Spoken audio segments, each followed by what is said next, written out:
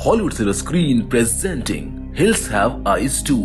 अगर आपने इसका पहला पार्ट अभी तक नहीं देखा है तो पहले आप उसको देख लीजिए, क्योंकि ये उसके बाद की ही कहानी है, जिसका लिंक मैंने आई बटन और डिस्क्रिप्शन बॉक्स में डाल रखा है। तो चलिए बिना देरी किए जल्दी से शुरुआत करते हैं इस कहानी की। अब इस कहानी की शुरुआत में बताया जाता है कि आज से 2 साल पहले एक परिवार ने रॉन्ग टर्न ले लिया था, जिसके बाद वो मिलिट्री के एरिया सेक्टर 6 में पहुंच गए, जहां पर मिलिट्री ने परमाणु परीक्षण किए थे। वहां पर उस परिवार के लोगों को रास्ते में रातों रात किसी ने मार दिया।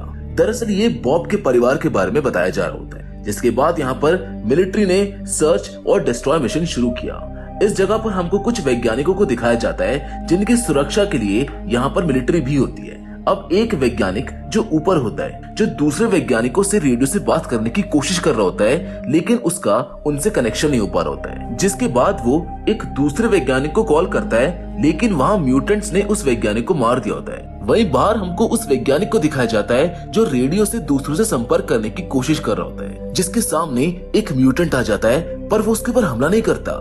वो कहता है कि तुम यहाँ से भाग जाओ, लेकिन इससे पहले कि वो वैज्ञानिक वहाँ से भागता, पीछे से एक म्यूटेंट आता है और उसको मार देता है। वैज्ञानिक के चिल्लाने की आवाज कर्नल सुन लेते हैं, लेकिन इससे पहले कि वो उसकी मदद के लिए वहाँ पर पहुँच पाती है, पीछे से एक म्यूटेंट उनके ऊपर हमला करके उन्हें जख्मी करके पहाड़ की चोटी से नीचे फेंक देता है। वहीं हमें कुछ आर्मी ऑफिसर्स को दिखाया जाता है जो ट्रेनिंग करने के बाद सेक्टर 6 में आते हैं, ताकि वो यहाँ पर दूसरे आर्मी ऑफिसर्स को वैज्ञानिकों की फूड की सप्लाईज दे सके। लेकिन जब वो कैंप में पहुंचते हैं तो वहाँ पर उनको कोई भी नहीं दिखता, और तभी रेडियो पर एक कॉल आता है। वो रेडियो पर कॉल को रिसीव करते हैं, लेकिन सिग्नल बहुत वीक होने की वजह से उन्हें कोई भी आवाज नहीं आती है। तभी ऊपर पहाड़ की चोटी से कोई शीशा चमकाता है जो इनकी तरफ चमक रहा होता है, जिसको देखकर ये समझ जाते हैं कि शायद किसी को मदद की जरूरत है। इसलिए इन सबका जो सार्जेंट होता है वो सर्च और रेस्क्यू ऑपरेशन चालू कर देता है, ताकि तीनों वैज्ञानिकों को और बाकी लोगों को ढूंढा जा सके। सार्जेंट अपने साथ सभी सोल्जर्स को लेकर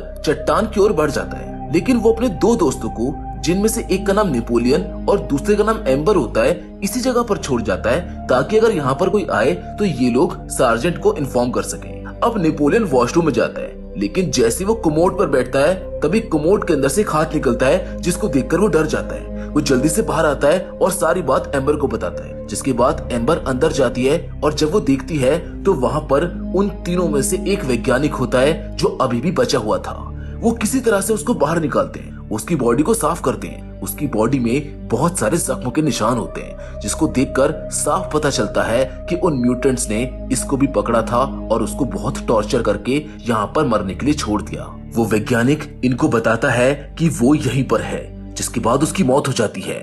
इन दोनों को तो कुछ भी समझ नहीं आता कि ये वैज्ञानिक क्या बात कर रहा था। वैज्ञानिक की ऐसी हालत देखकर ये दोनों डर जाते हैं, और तभी अचानक ही देखते हैं कि कोई इनके ट्रक को आग लगा देता है। ये उस तरफ भागते हैं, लेकिन वहाँ पर कोई भी नहीं होता, जिसके बाद ये अपनी गन्स लेने के लिए भागते हैं, लेकिन जहाँ पर इनकी गन्स होती हैं, वहाँ पर अब इनकी गन्स नहीं है। ये समझ जाते हैं कि यहाँ पर कोई ना कोई तो है।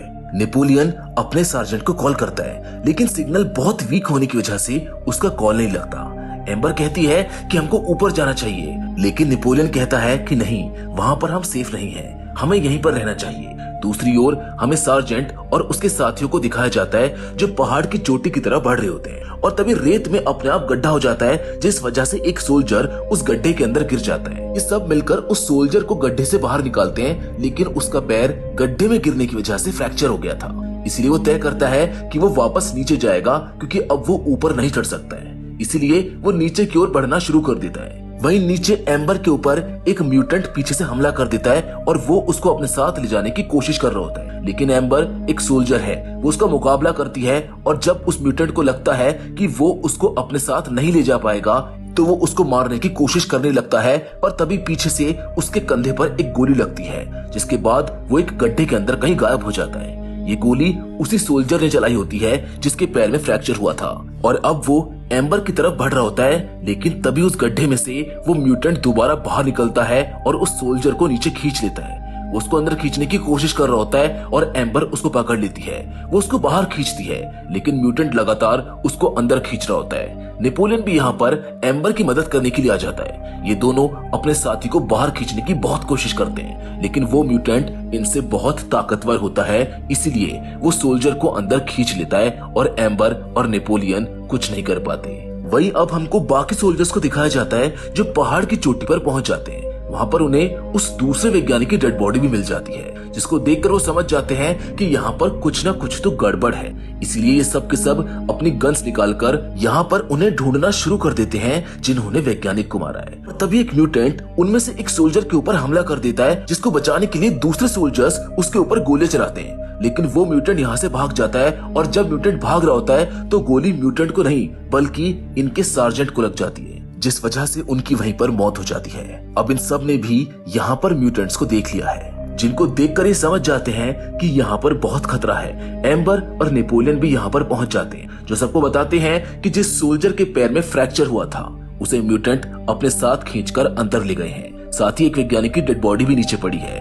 अब ये सब तय करते हैं कि ये सब वापस कैंप में जाएंगे, लेकिन ये सार्जेंट की डेड बॉडी को भी अपने साथ ले जाना चाहते हैं। इसीलिए जिस सोल्जर की गोली से सार्जेंट की मौत हुई थी वो अपने आप को और सार्जेंट को रस्सी से बांधकर ऊपर पहाड़ से नीचे उतरने की कोशिश करता है। धीरे धीरे वो नीचे उतर रहा होता है, लेकिन तभी अचानक उसकी रस्सी बीच में से कट जाती है और वो नीचे गिर जाता है। नीचे गिरने की वजह से उसकी वहीं पर मौत हो जाती है, जिसके बाद ये सब उस रस्सी को ऊपर खींचते हैं, जहाँ पर ये देखते हैं कि वो रस्सी कटी नहीं थी बल्कि किसी ने उसको काटा था। मतलब ये भी उन्हीं म्यूटेंट्स का ही काम होता है। अब इन्हें समझ में आ जाता है कि ये म्यूटेंट्स एक एक करके इनको अपना शिकार बना रहे हैं, इसीलिए बड़ी सावधानी से ये ऊपर से पहाड़ से नीचे उतरना शुरू करते हैं। और जब ये सब लोग लगभग नीचे पहुंच चुके होते हैं तभी उन्हें कर्नल दिखते हैं, जो पूरी तरह से जख्मी हैं, जो अपनी जिंदगी की आखिरी सांसें ले रहे हैं। ये कर्नल से पूछते हैं कि हम यहाँ से बाहर कैसे निकल सकते हैं। कर्नल उनको बताते हैं कि यहाँ से निकलने का सिर्फ एक ही रास्ता है और वो रास्ता जमीन के नीचे बनी सुरंगों में है। तुम सब इन सुरंगों के जरिए ही यहाँ से बाहर निकल सकते हो।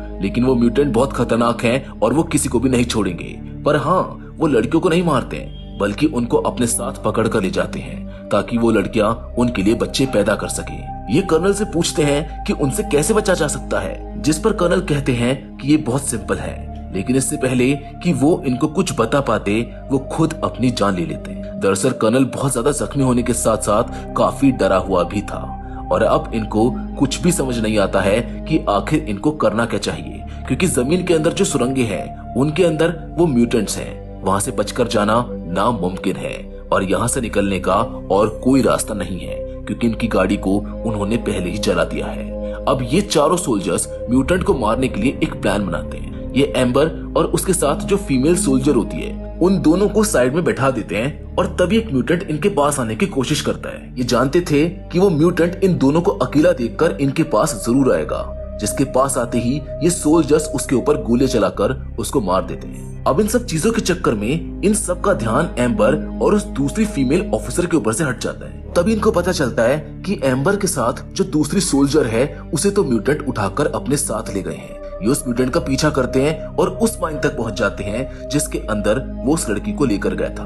अब ये लोग तय करते हैं कि ये उस म्यूटेंट का पीछा करने के लिए उस माइन के अंदर जाएंगे, लेकिन एक सोल्जर मना कर देता है और वो अकेला ही माइन से बाहर आ जाता है, जिसके बाहर आते ही अचानक से एक म्यूटेंट उसके ऊपर हमला करके उसको भी मार देता है। वही माइन के अंदर अब उन सोल्जर्स को दिखाया जाता है जो धीरे धीरे आगे बढ़ रहे होते हैं, लेकिन तभी अचानक से नेपोलियन और एम्बर नीचे गिर जाते हैं और एक सीक्रेट जगह पर पहुंच जाते हैं, जहां नीचे गिरने की वजह से ये दोनों बेहोश हो जाते हैं। वहीं ऊपर इनके जो सोल्जर साथी होते हैं वो किसी भी तरह इनको वापस लाना चाहते हैं और जहां पर ये दोनों गिरे होते हैं वहां पर इनके पास एक म्यूटेंट आता है। वो एम्बर को पकड़ लेता है, लेकिन नेपोलियन उसके ऊपर हमला करके उसको मार देता है। लेकिन अभी खतरा टला नहीं था, क्योंकि यहाँ पर एक और म्यूटेंट आ जाता है जो देख नहीं सकता है, लेकिन वो सूंघ कर किसी का भी पता लगा सकता है कि कौन कहां पर है। नेपोलियन और एम्बर उससे बचने के लिए भागते हैं और एक बार फिर से एक डोर से नीचे गिर जाते हैं, जहां पर इनका सामना एक और म्यूटेंट से होता है। और ये वही म्यूटेंट होता है जिसने